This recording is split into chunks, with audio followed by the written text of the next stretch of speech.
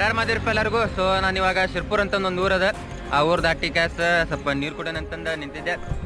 So ಇಲ್ಲಿ ಮಧ್ಯಪ್ರದೇಶದೊಳಗೆ ನನಗೆ ಇದೊಂದು ಇಷ್ಟ ಆಯ್ತು. ಮಣ್ಣಿನ ಮಡಿಕೆ ಅಲ್ಲಲ್ಲೇ 100 ಮೀಟ್ರಿಗೆ ಅಲ್ಲಲ್ಲೇ ಮಣ್ಣಿನ ಮಡಿಕೆ ಇಟ್ಟಿರ್ತಾರೆ. ನಾನಂತೂ ಬಾಟ್ಲಿ ಕ್ಯಾರಿ ಮಾಡೋದು ನನಗೆ ಅವಶ್ಯಕತೆನೇ ಬೀಳಲ್ಲ. 100 ಮೀಟ್ರಿಗಂತೂ ಇಟ್ಟೇ ಬಿಟ್ಟಿರ್ತಾರೆ. ಇವು ಇನ್ನೂ ಸಣ್ಣ ಅದಾವೆ, ಇದಕ್ಕಿಂತ ದೊಡ್ಡ ದೊಡ್ಡ ಎರಡದ ಇವು 4-5 ಹಿಂಗೆ ಇಟ್ಟಿರ್ತಾರೆ. ಮಣ್ಣಿನ ಮಡಿಕೆ ನೀರು ಫುಲ್ ತಣ್ಣಂಗಿರ್ತಾವೆ, ಯಾಕಂದ್ರೆ ಬಿಸಿಲು ಜಾಸ್ತಿ ಅಲ್ಲ ಈ ಕಡೆ ಎಲ್ಲ, ಅದ್ರ ಸಲುವಾಗಿ ಅಲ್ಲೆಲ್ಲೇ ಇಟ್ಟಿರ್ತಾರೆ ಸಿಟಿ ಒಳಗೆ. ಸೊ ಇವಾಗ ನೀರು ಕುಡಿದೆ ಇವಾಗ ಮುಂದೆ ಹೋಗ್ಬೇಕು. ಇದು ನೀರಿನ ಮಡಿಕೆ ಇಡ್ತೀವಲ್ಲ ಮಧ್ಯಪ್ರದೇಶ ಒಳಗೆ ಯಾರ್ಯಾರು ಗೊತ್ತಿತ್ತಂದ್ರೆ ಕಮೆಂಟ್ ಮಾಡಿರಿ, ಗೊತ್ತಿಲ್ಲ ಅಂದ್ರೆ ಕಮೆಂಟ್ ಮಾಡಿರಿ. ಸೊ ಇವಾಗ ನಾನು ಬಾಟ್ಲಿ ಅಂದ್ರೆ ಕ್ಯಾರಿ ಮಾಡೋದು ಅವಶ್ಯಕತೆನೇ ಬಿದ್ದಿಲ್ಲ ನನಗೆ. ಆಲ್ಮೋಸ್ಟ್ ಮಧ್ಯಪ್ರದೇಶ ಒಳಗೆ ಹಿಂಗೆ ಅಲ್ಲೆಲ್ಲೆಲ್ಲೆಲ್ಲ ನೀರು ಇಟ್ಟಿರ್ತಾರಲ್ಲ ಅವಾಗ ಕುಡ್ಕೊಂಡು ಹೊಂಟೇನಿ. ಸೊ ಅವಾಗ ಹೊಂಟೇನಿ ನಾನು. ಹೈವೇ ಇನ್ನೂ ನನಗೆ 12 ಕಿಲೋಮೀಟರ್ ಅದ.